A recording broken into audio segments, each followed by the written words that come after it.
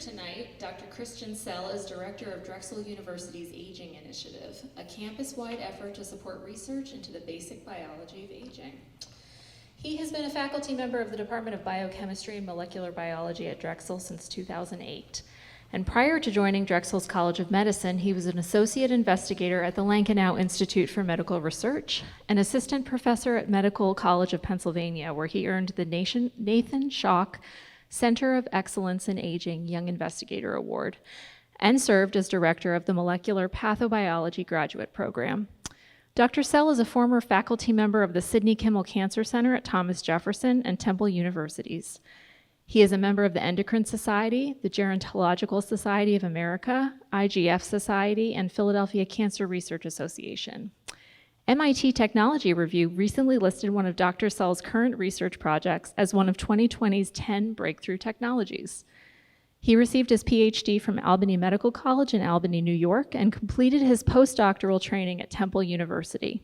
Please join me in welcoming him to the Colonial Theatre. Dr. Sell?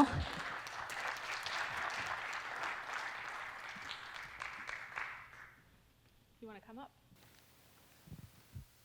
Thank you very much, Emily.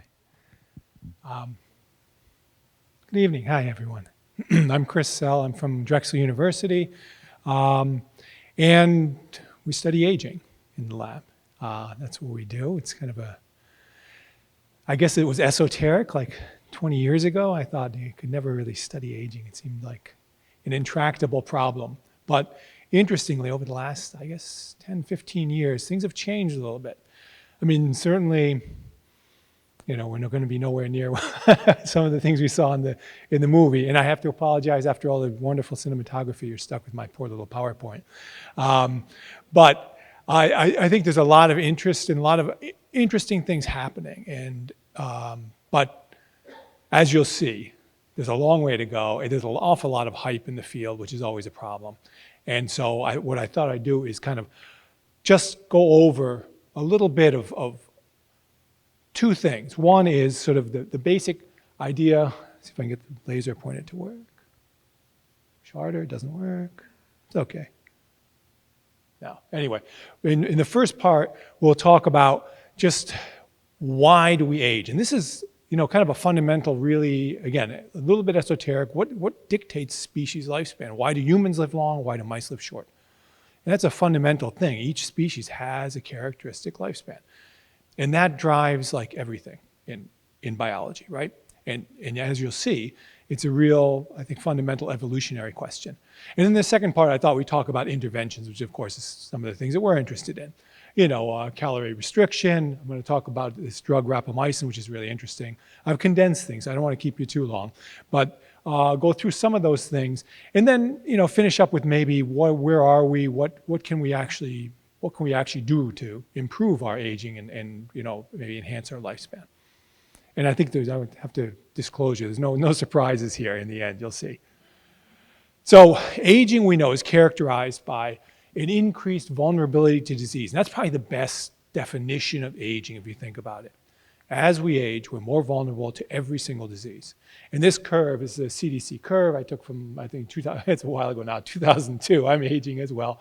And it just shows the increase in mortality rate from 3 different diseases, disease states. And you can see, as we know, as you hit 50 years, 60 years of age, you start to you get higher incidence of disease, higher mortality rate. And actually, it was just Emily and I were talking about a piece in The Guardian about some research that was just done with sophisticated AI, looking at the rate of mortality across different species and really interrogating this. And they say, we see this sharp increase in mortality in all species. And that's very true. You can take this curve, and it's exactly true for every single species that you think about. Think about dogs.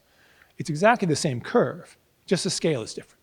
Dogs suffer from cancer, kidney disease, all sorts of diseases similar to us, a little bit different because the physiology is different, but it's a different time scale. In dogs, maybe 10 years or so. And if you think of mice, it's a 2-year time scale, exactly the same curve. And they have the same kind of diseases. They've got cancer, they've got neoplasia, they've got kidney failure, variety of diseases. Not so much heart disease in mice. Rodents are different in terms of the physiology, I guess.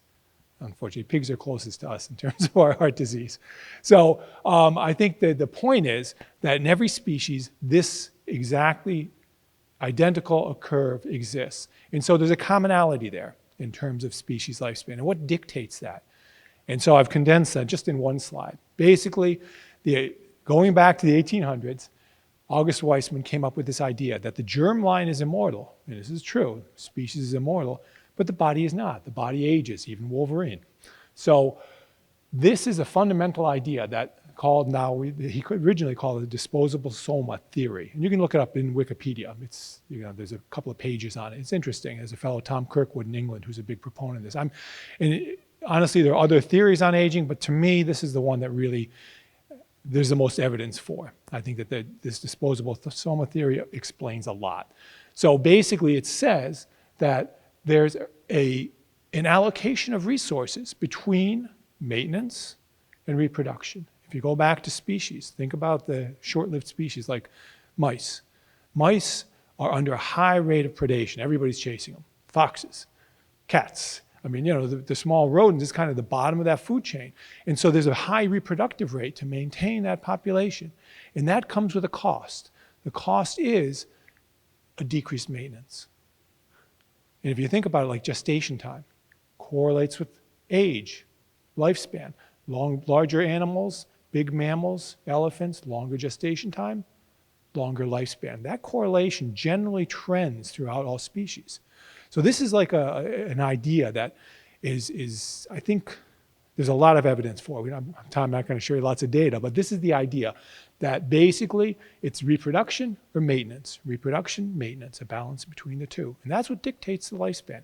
And we've worked on this for quite a while in the lab. How does this work? And can we look at this and we understand this at the fundamental cellular level? And actually, we kind of can. And it comes down to like DNA repair. Think of cancer. Humans get cancer, later at a much later time frame, 50, 60, 70 years versus the mouse at 2 years. And fundamentally, we study those cells in culture. We can see a difference in terms of how a mouse cell and a human cell will handle DNA damage just from radiation. And that's fundamentally what's driving that species lifespan. The human cell is just much better at detecting that damage and handling it. And it's a complex process, but that's fundamentally it. And so part of the thing that we have realized over many years is that this resource allocation thing, people always think about energy as the resource. And it's not really energy, it's actually time. Again, gestation. Time is the key resource for every species. It's a key resource in evolution, it's a key resource for us. And how does it work? Here it is. Predation again, seasonal food availability, the species has got to reproduce, right? The pups are all born in the spring. There's a reason for that. Food availability. It's got to be the best chance for the species to survive. So reproduction always occurs at the best moment. And we know this throughout, nature. You see nature shows, they're coming up, say the emperor penguins in Antarctica in the dead of winter. Why? Because there are no predators. That's the best place for them to reproduce. The coral reefs open all at once, the turtles. I mean, all these migrations are really driving for reproduction. And the entire organism is geared and designed to get them there, the salmon, right? Swims upstream, reproduces, and that's a case where they die immediately, right? But the entire organism, when you think about it, all the way down to the cell, is designed through evolutionary pressure to achieve that. So that's kind of how this works, and that's how lifespan occurs. But lifespan is a byproduct. Nature doesn't care about how long we live. It doesn't care. It cares about us being at the right time to reproduce. And so the short lifespan of the mouse is just a byproduct of that rapid reproduction. And so the fast division, the low maintenance, results in the shorter lifespan. The slower division, the longer gestation, allows for better repair and results in a longer lifespan. But there's no plan for lifespan. We're divorced from, the natural world and our environment. And the same is true of mice. The lifespan of mice in the wild is very short. We take them in the lab, we can keep them for about 2 years, but You know, we think of the best example, I guess, of that difference is really the humans before we had antibiotics. If you look at lifespan curves for humans before we had antibiotics, there's a very high mortality rate, right? Very young age, many people die, just infections. And then a few people live very long, but the end lifespan is still the same as what we have today. We've just squared that curve. And that's kind of the idea of modern medicine, I think, is just to square that curve. And the same for us in terms of like studying aging. No one's trying to make people live 1,000 years. We're trying to square that curve even further to try and find interventions that'll improve that late life function so that we can be more healthy, you know, at the end of life. So that's the idea. So going back here, so this is the way this works. You have predation, you have development, the rate of gestation, and it drives all the way down into the cellular level. And that ability to resolve damage prior to demand for division then eventually results in the species lifespan. So it's really a byproduct of evolution, is the lifespan of a specific species. So as I said, the greatest resource is time. I mentioned the emperor penguins, and, you know, just one example of having to be there at the right moment, at the right time. And as you think about it, the whole organism is designed to do this. So that's kind of in a very small nutshell why we think we age, how species lifespan has developed. Now, number two, let's just talk about interventions, because that's always kind of what we're more interested in. We don't really care about why our population lives longer. We just want to do better ourselves. So first off, a disclaimer. So this is Felipe Sierra. He's actually a friend. We worked together at MCP, not too far away, and he became sort of the Anthony Fauci of aging research. He was the head of the Institute on Aging at the Institutes of Health. So he kind of ran the biology program and helped oversee all of the research that they were funding from the NIH specifically for aging. And Felipe has seen all this data on, you know, the new interventions, the pills for extending lifespan.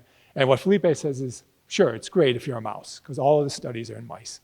And as he says, none of this is really these interventions you see and the things in I hate to say it, in the popular press, really not quite ready for prime time. I mean, the data that they're built on is in animal models, specific genetic strains, you know, in very specific settings, you can see these improvements. But there's nothing we have yet that's ready for people. And as Felipe says, he doesn't take any of this stuff. He doesn't do any of the supplements. Why? Because he's not a mouse. So calorie restriction is one intervention. It's been around for a long time. I'm sure everybody's heard about it. In the 1930s, a fellow called McKay really did these studies with rodents and showed, yes, you get an increase in lifespan. You know, so yeah, Mickey's happy, and so is Hugh Jackman. So, but a lot of work has gone into this. You know, they've tried it in primates. We've tried it to see whether it would really work in primates and in humans. And I know there are people who really do severe caloric restriction. But I think the next slide shows us why that may not be such a good idea and why Mickey isn't so happy about it. This is an experiment that was done by Jim Nelson, a fellow in Texas. He's a really good scientist. And what he did is he said, well, what I'm going to do is I'm going to get a bunch of mice, and each bar here is one individual genetic strain of mice. So each bar is like a different genetic background of mouse. And he took all those different genetic backgrounds and he gave them all calorie restriction. And the graph here shows us either an increase up to 400 days, or some of those genetic strains actually lived much shorter when you restricted them. So really, depending upon the genetic background, calorie restriction could be really good or could be really bad. So I don't know what my genetic background is, and Felipe doesn't know what his genetic background is relative to caloric restriction. So severe caloric restriction is probably not a good idea for us, because we know your response can vary. So we really need a lot more work in terms of humans before we think about this. And I'm talking about the severe caloric restriction, right? And we'll see later. I mean, moderate is a little bit different. So the severe caloric restriction is just not a good idea at this moment. So what's the bottom line on calorie restriction? So the rodent strains respond. Primates do see some response, and there's some plus and minus data in different studies. And the genetic background, I think, is key. So the severe caloric restriction is not a good idea, but there is some benefit maybe to like an intermittent fasting. In fact, Hugh Jackman used this 16-8 model, I guess, you eat for 8 hours a day and then you just don't eat until the next day. So like from whatever, 11 to 7, I guess he was eating. Then he does his exercise and then continues that every day. So you don't eat after 7 p.m. But that's basic fundamental, like I think medicine. If you go to the doctor, they say, well, try not to eat at night because you tend to gain more weight that way, just watch what you eat. And I think that's kind of the fundamental thing. If we're just more cognizant of what we eat, we're probably better off. But they don't do a severe caloric restriction. So there are a lot of fads out there in again, the popular press. And I think a good one to look at is this red wine extract, the resveratrol. I think you guys might have probably all remember this a few years ago, where it was a big thing where you drink red wine, you're going to live longer, and they got the compound and they made a company about it, the Citrus Pharmaceuticals. Go and read about it. You'll see what happened. GlaxoSmithKline bought them for $700 million, turned out to be nothing, and GlaxoSmithKline lost all their money. And so there's a number of new companies coming out that are trying to push whatever, NAD supplementation. NAD is an important metabolite, yes. Is it going to make you live longer if you eat lots of it? Seems unlikely, The same with some of these others, these cocktails of targeting old cells in the body. You might read about that. I work with these old cells. And I was just on a panel at the NIA, and we're trying to figure out how we can even identify them in people, much less target them. So don't tread with caution if somebody tries to sell you a cocktail to get rid of old cells in the body. And the same with these other things. Telomeres are coming out again. There's a nice film, actually, Mr. Nobody, with Jared Leto. When telomeres are involved. It's another longevity film, which is actually quite good. And the metabolic supplements, to change your metabolism, make you live longer, all these things. I think treat with caution. Remember Felipe. And really, I think if you really want to find drugs that work in people, this is a quote from Rich Miller, a great scientist at Michigan, you really have to do the long slog of doing the research. And so I'd like to talk about some of the slog, just real short. And so this is a really great program that was set up by the Institute on Aging. Rich Miller actually was running it. And what they did is they said, well, look, there's all this data, plus and minus, and different labs where they've made their mice live a little bit longer here, but they don't repeat it. They can't repeat, the other lab can't repeat it. So let's set up a system. We're going to ask anybody in the scientific community to come to us, give us ideas, and we'll test it in 3 places. Jackson Lab, which is up in Maine. It's a great mouse house up there. They do all sorts of genetic mouse work. University of Michigan, where Rich is, and the University of Texas, where Jim Nelson was, who did that genetic background thing on calorie restriction. And we'll test this in hundreds of mice and make sure that it's right. And so they got ideas. So they got these ideas. People came forward and said, hey, let's try the resveratrol. Let's try curcumin, which is a extract that is supposed to be antioxidant. Let's try green tea extract, medium chain triglycerides. This is just a short list. They've done many of them. This is a huge program. It's real expensive, but it's good because you see these curves. Each dot is a mouse. You can imagine how many mice this is and how expensive it is. But it's a really good thing because it's going to be consistent. If something works in this, you're going to be confident that it really works. And the result? None of them worked. So all of these things that were touted as anti-aging, none of them worked. But something did. This drug, rapamycin. So this drug, rapamycin, is a drug that's actually given for organ transplant. It's an immune suppressant. And yet, for some reason, it seemed to increase lifespan. So this is the lifespan curve. The red curve there is in the males, is the rapamycin treated. And then the black, which is the triangle, it's kind of covered up in the bottom, is the controls. And down in the females, you can see it better. You can see the black line and the red line.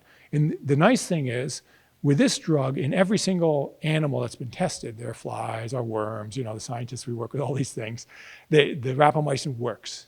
It increases lifespan. So somehow this drug is pushing on a central important node that seems to actually have some impact.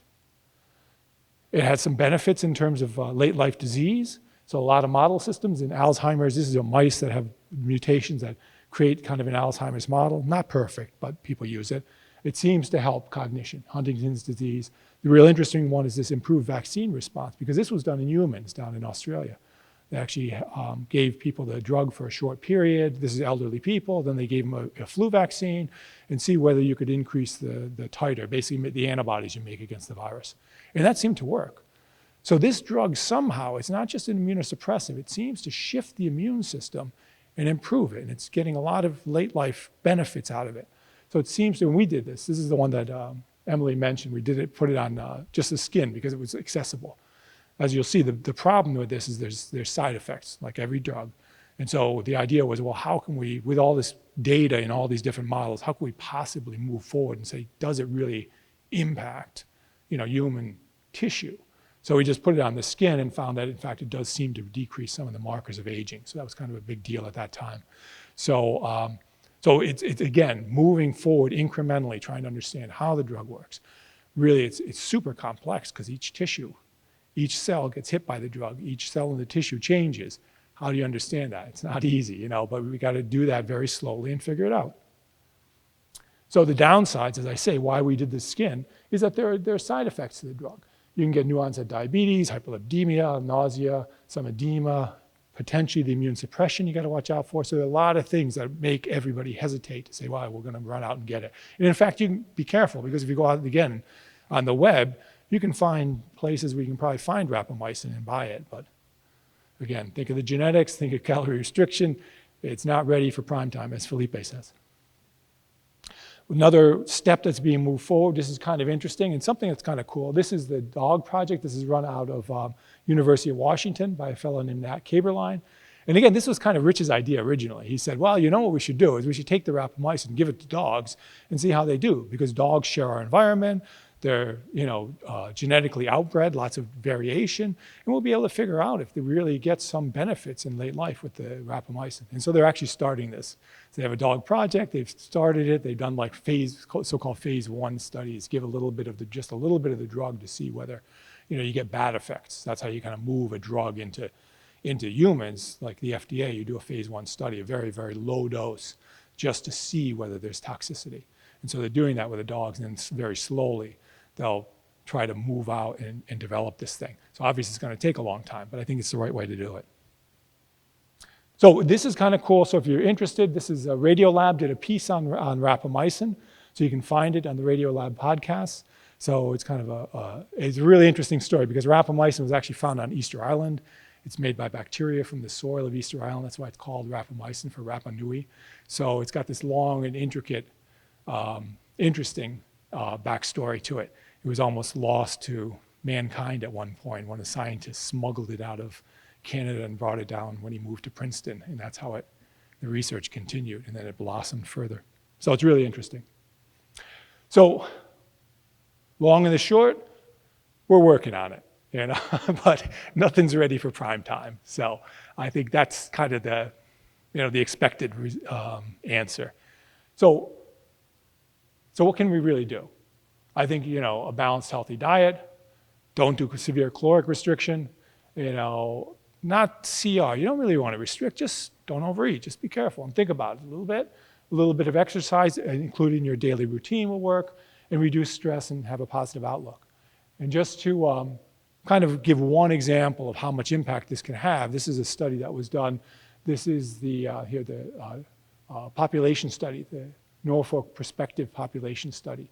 And what they did is they had a whole bunch of people. They've got 20,000 people, men and women, and they broke them down and just gave them numbers, points, according to some lifestyle habits. If you're a non-smoker, you got a point. If you have a diet with fruits and vegetables, you got a point. If you have a moderate alcohol intake, 1 point. Physical activity, 1 point. And then they looked at mortality, just following these people. And it turns out, as we would expect, that people with 1 point, who have few of these healthy habits, have the shortest lifespan. You can see this is cumulative survival over 14 years, and you can see the difference is fairly significant. So those health behaviors really can impact lifespan. Simple health behaviors can impact lifespan. And so, again, as I said, no surprises here. We're working on it, but fundamentally, try to do the good things. Eat a little bit of fruits and vegetables, put a little bit of exercise in our daily activities, park on the top of the parking structure or further away, walk to the train, and I think you do a lot better. So the challenge really is how to tease this all out, all these lifestyle impacts, which ones really impact longevity, where can we get benefit? And there's certainly a lot to do with stress, the impact of religion and positive outlook on lifespan. So basically, fundamentally, the lifespan is influenced by our genetics. We are what we are. It's influenced by chance, our exposures to random events, and some, toxicities potentially, and by our lifestyle choices. And that's the one that we can control.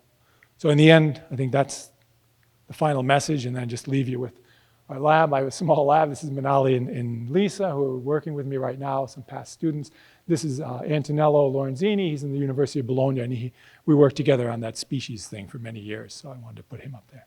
And I guess that's it. If you guys have questions or you have any questions afterwards, just email me. It's just christian.cell@gmail.com. It's like my personal email. If you have any want further information, I can give you the, I forgot the disclaimer. You saw that, I hope.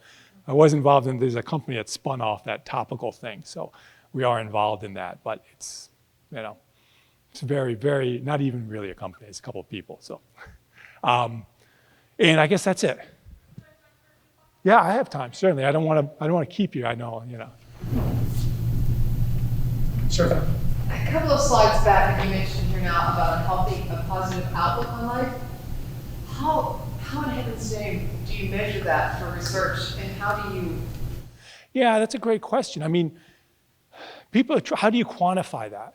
And the world is changing, fortunately. In a way, like psychology is coming so far. I've worked with some psychologists, and I think I'm looking years back. I don't want to sound dated or prejudiced. I think in some ways people used to think of those as soft sciences. It's hard to quantify the impact of lifestyle changes or quality of life issues, but they're super important.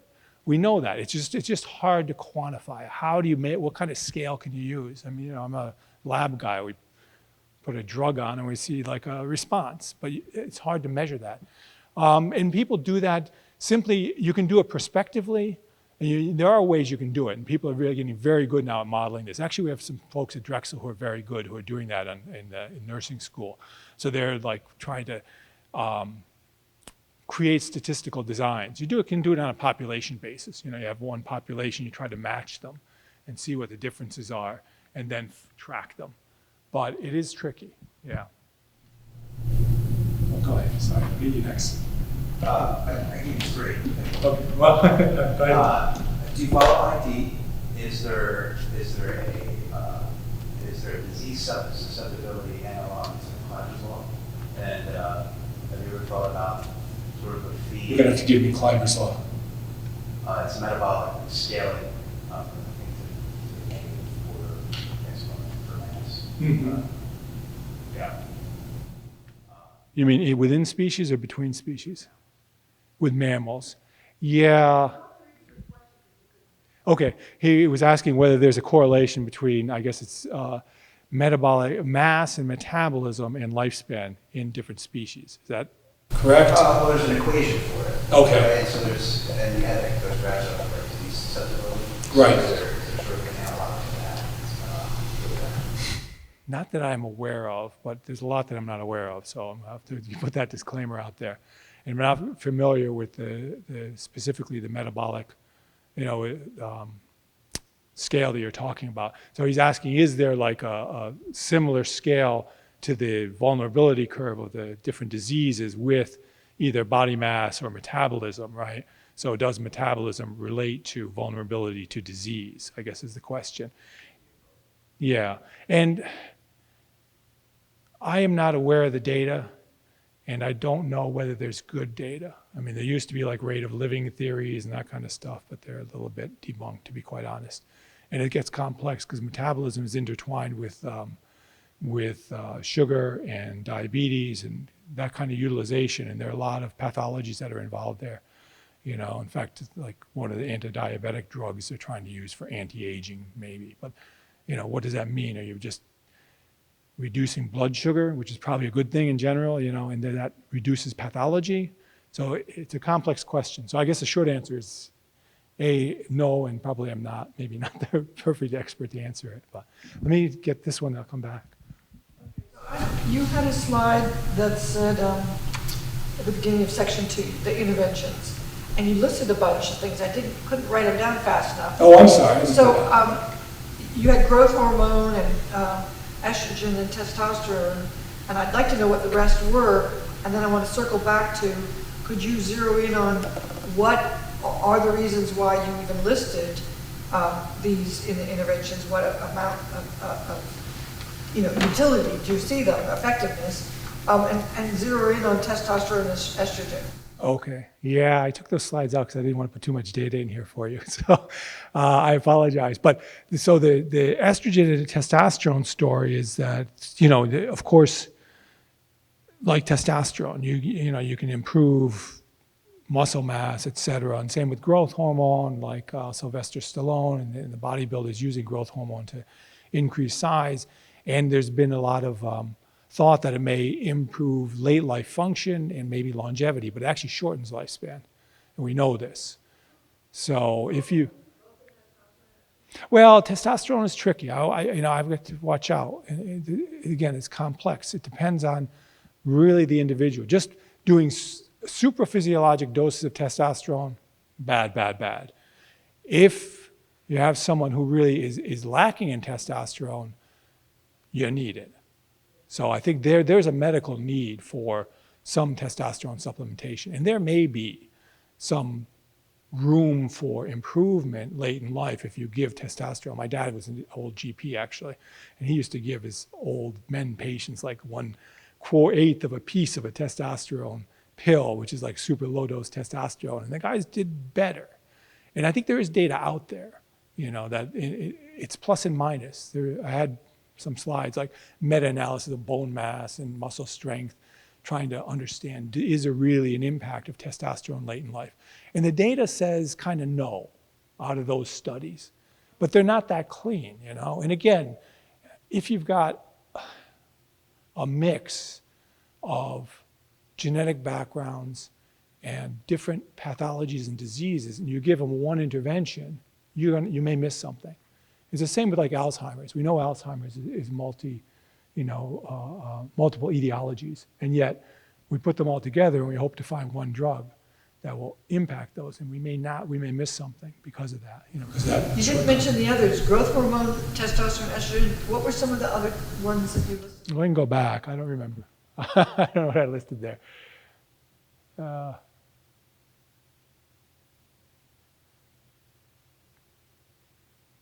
This one? No. Oh, the first slide. I'm sorry. Yeah. Growth, testosterone, estrogen. Oh, caloric restriction. Yeah. And then the red line.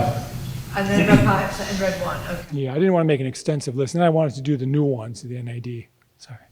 Are any of those memory enhanced or memory restored because they looked at any of those things? I know I see advertised something like Prevagen. It could fall into one of those. It could, and estrogen is really interesting in the brain. I mean, there's a lot. I think it's an estrogen, yeah. And we know one of the things that worked in the intervention testing actually is beta estradiol. So, but it only worked in males. So, go figure. I don't know, but there. Yeah. No, there's a lot going on with the estrogens in the brain that we just don't understand, quite honestly. And the thing is, the brain is its own thing. There's a blood-brain barrier, basically. The brain has got the blood vessels to the brain in the circulation of the brain are super tight. Your body doesn't let stuff get into your brain without being really filtered. The other blood vessels are much more open. We call that the blood-brain barrier. And even hormones work differently. So estrogen in the brain works a little bit differently than it does. And I'm not a neurobiologist, so please forgive me if anyone in the audience that is. So there may be something there, but I think we just don't. Again, we need to do the slog still. We're still slogging through it, but I'll come back to you. Have you ever heard of a supplement called Protandim? Not specifically, no, I'm sorry. Protandim, a supplement. Has anybody heard of it, Protandim? Protandim. It's a supplement. I was just curious if you heard. No, I haven't. I mean, with all the supplements, I don't know. I would be careful, to be honest. I don't know what's in them and what they do. Yeah, the natural stuff may be better. Natural stuff, well, like Taxol comes from the trees. St. John's wort has impact grapefruit juice changes the green tea. So milk thistle, ashwagandha. Yeah, I think it probably, I mean, I would say probably doesn't do any harm. Whether it's going to do a lot of good, I don't know, to be quite honest, you know. But taken in moderation with other good lifestyle changes, I think it can't hurt. So. One other thing would be, what was it? Oh, no, we were just talking about estrogen and how, women, as they go older, take it. Is that what you're referring to? No, we're talking about, I think, just the cognition. So there's a whole different thing with the general function. So cognition, but estrogen in menopause, yeah, that's a big thing. And I worked with a fellow who was actually did a lot of work on that. We collaborated for a while. And it's interesting. I think that, again, just like testosterone, there's probably benefit there, but it has to be explored. I mean, as I understand it, the cancer risk seems to be much lower if you start taking the estrogen early, just after menopause. And so there was that big blow up about the women's health study, right, with the cancer, but then subsequent analysis kind of said, well, maybe if you take it early, you don't get those cancer risks, but you still get the benefits. So I think that there may be something there, but it needs to be worked out. It's tough because, just think of the medical community. We're trying to I'm a PhD, not really medicine, but still you're trying to, advise people. And of course, our data is imperfect, I mean, everybody criticizes Fauci, but our data is imperfect. And you're trying to make recommendations to people. And of course, you can set up a big study and it gets a lot of press. And every study is flawed, every single one. there's no way to believe I've designed thousands of experiments. Each one has a flaw. And each human study is going to have a flaw. There's no perfect study. And so to then go back and say, oh, well, you guys are stupid because you now say something different. Well, there's a reason for that. They're working through it. So yeah, I guess I would say I can't answer the question. I believe that there is benefit, but I think we need to understand much more about it. And I think the best is to kind of probably consult with your local doc and really make a decision that's important for each person. I mean, that's the only way to handle these things, because, we hope that our physicians know us well enough and to kind of help advise us, I'm a little bit down on our U.S. healthcare system, but that's okay. Yeah, I think we don't have enough continuity, in other words, like, again, going back to my dad, he knew every family, he knew kind of genetic background. He was like, oh, these guys have depression in the family. And, so if you have a history of the family and the patients, I think it's much easier to deal with things. So then we lost that. I'm sorry, you want to? Yeah, just cell communication, cell aging in general, all the things related to cell aging. Has informational or thermodynamic entropy, has that been looked at through that lens? Is there? Yeah, we think about it a lot. I mean, that's kind of, cell aging is kind of my area, and entropy is a big thing, the chance. There's a great book, actually, Chance, Development, and Aging by Tom Kirkwood. You might want to read it. It's out of press now, and he was one of the big drivers of the disposable soma theory. I think you'd enjoy that book. Chance, Development, and Aging. So I think you think about Claude Shannon and how some of the communication issues were solved with information theory. Kind of going to that cell. Yes. More as information. Yeah, there's a lot. I mean, the AI, there's a lot of push in AI and systems biology trying to understand this. And at the cellular level, entropy and chance is a big aspect of it. Even like just a simple example, if you take cells and you line them all up, we can line them up by kind of starving them, and then we give them factors that make them divide all at once. And they'll divide all in synchrony once, and then they're asynchronous. So the chance element of that simple event of the cell dividing is big. And the same with like the inbred mice. The curves I showed you, the mice didn't all live to 200 and then die. Those were genetically identical mice, and yet the difference in lifespan between them in that group was fairly large. And that's true of every model organism we study, C. elegans, yeast. So, genetically identical organisms, the identical, lab setting, one might have a lifespan of 1 year, and the other mouse has got a lifespan of 2.5 years. why. So that's the element of chance and entropy that you're thinking of, I think, in practice. So I'm going to ask you about the microbiome research. Has at this point pointed to every one of the aging features that are a factor, that limit our longevity, like cancer, but Alzheimer's disease, many maladies of aging are all apparently having these connections to microbiome. Yeah. And so, isn't this a big area of research that if we, get attuned homeostasis, that right balance, then we actually also then have the flow from that, the cellular and metabolic processes, et cetera, physiology ends up being in this greater range of optimal.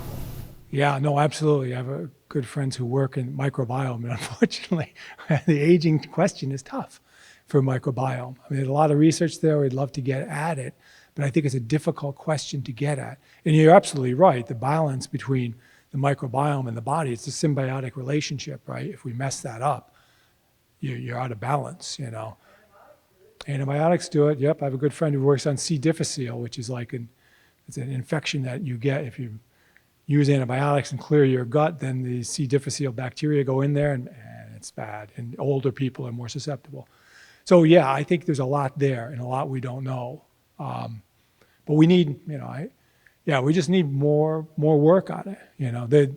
I have to say the basic biology of aging gets the smallest funding level out of all of the NIH. Even Alzheimer's, and trying to find just that drug for Alzheimer's is like an enormous budget. Our budget is pretty small relative. But I think, I don't know. I think there's important stuff here. Sorry, way in the back.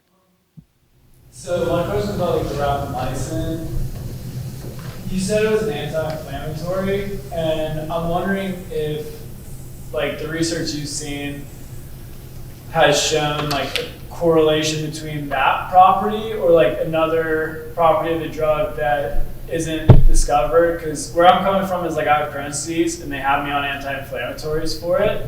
And I know that they use multiple different versions of anti-inflammatories for it. So within the mice, could the anti-inflammatory aspects of the drug be curing conditions that would have shortened life, or is there an extra thing in it that they're trying to find out? Yeah, that's a great question. It's hugely complex. The immune system, as Emily and I were talking about, it's one of those things I swore to myself I would never go near because it's too complex for my small brain, but I'm getting dragged into it, And you're right. Rapamycin does, I think of it more as immune modulatory, and it could very well have that aspect of it, could very well be important for some of the late life benefits.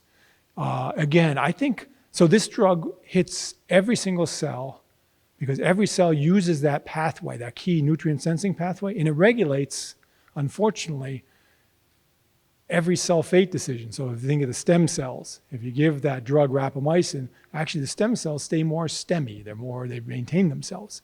Because if you don't have nutrients, the stem cells won't divide. So that makes sense. And the same with the immune system, because the immune system, the immune suppressives are generally drugs that'll block cell proliferation, because you get the expansion of the T cells in an immune response. And so they're trying to suppress the immune activation in Crohn's disease with a blunt instrument, obviously, like corticosteroids or something, and knock that all down. And that helps the disease.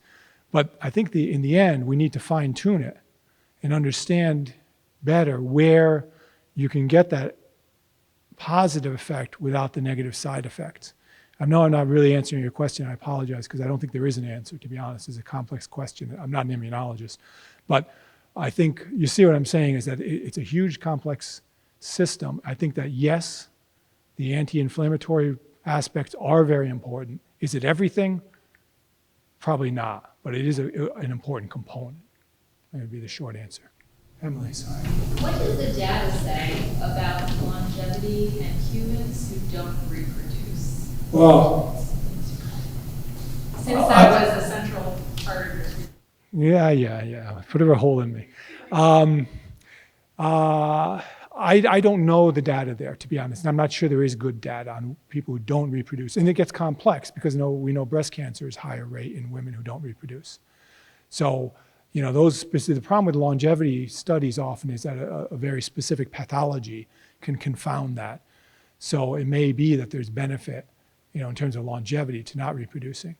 Now there's also data that says if you reproduce later, you get longer lifespan. There's a great set of studies by a fellow named Michael Rose where he had fruit flies, and he basically took the flies that had offspring later, took those eggs, and then did that for 7 generations, got the late life offspring. And those late life offspring all turned out to create a cohort of mice with a longer lifespan in general, just by selecting for being born later in the mother's life. So that's kind of interesting and cool, and it speaks to what you're saying. And in some respect, is that happening to humans? Kind of. To some extent, we're having children later, you know, and due to economic reasons or whatever. So are we influencing our own evolution? We may be, I don't know. But I think there's not really good data on it, to be honest, Emily. I would bet that there isn't good data. So. I was wondering if anybody looked at like the 100+ people, like the older people, if there was any kind of correlate, any kind of genetic similarities, or is there anything that... People have looked. Yeah, genetics of centenarians. I mean, it's a big area. A lot of people looking at that. The problem is just the logistics of it. Because by the time you get to be a centenarian, there aren't many of you left, you know. So there's a pretty good study at Einstein where they're looking at centenarians and then the families, saying, well, these are people, this is a family that has long life, you know, genetics. And so they are studying it. So people are looking at that. And I'll say, when I say I don't know the data, or I'm not aware of the data, I'll only say I know the data if I can give you the paper. So there may be studies out there, and I'm not sure of the quality of them. So, you know. But. So you mentioned that it's a very complex system, of course, and so there's all these various factors besides even chance and mutation. It's the microbiome, it's the genetics, it's whether you're eating, you know, things that are way, you know, helpful antioxidants. How about, you know, modulating the immune system with anti-inflammatories? So is there a direct approach to just model as a very complex system with all these factors being you know, looked at instead of separately? Oh, just, you know, control inflammation. Oh, just control immune system. You know, what about looking at it as a complex system and looking every single one of them as... Well, yeah, the AI is probably the closest thing. I mean, you know, we've artificial intelligence trying to analyze all these interactions and build models that can account for them all. You know, I'm a reductionist. I do the, you know, one cell in the cell and put one factor on it and I get a response, but that obviously doesn't answer the question. You can't do it that way. So I think, you know, anytime you use organisms, again, every experiment has a flaw. I think the AI is not there yet, unfortunately. I mean, computers, as we know, it's kind of the mantra is junk in, junk out. And right now, I think that we don't have enough information in terms of the connectivity to provide the proper information. And if you provide one piece of misinformation, your system is going to be screwed up. And that's a problem, I think, with the whole AI thing. That's just my eye. Because we do like, you know, the big genomic screens and things, and in that setting, you get that problem, you know. And I can imagine the AI is even much more complicated than that. And I know the systems biologists, that the problem is the systems biologists and the biologists don't communicate well. So sometimes the system biologists are reading the papers and say, look, there's a connection, but the experimental evidence may not be solid, and they don't realize that, and then it gets into the model, and the model is messed up. So it's a tough thing. You know, but I think that in the end, it's probably the way to go. But it's going to take time to work through all those problems, and those are inherent problems, you know, in the way you approach it. So, yeah, no good answers. It's always a struggle. We're all going to die. Yes, that's the Onion's headline. Despite billions of dollars in medical research, mortality rate remains at 100%. So. Okay, so have you signed up for some sorts of, you know, habits or interventions, you know? No interventions. No, I ride my bike to work. Intermittent fasting? I don't know, intermittent fasting, I almost think it might be okay, you know? I mean, like just skip breakfast and, you know, don't be crazy. Get a little exercise and have a glass of wine. think that's still good for you. Thanks, guys. Thanks.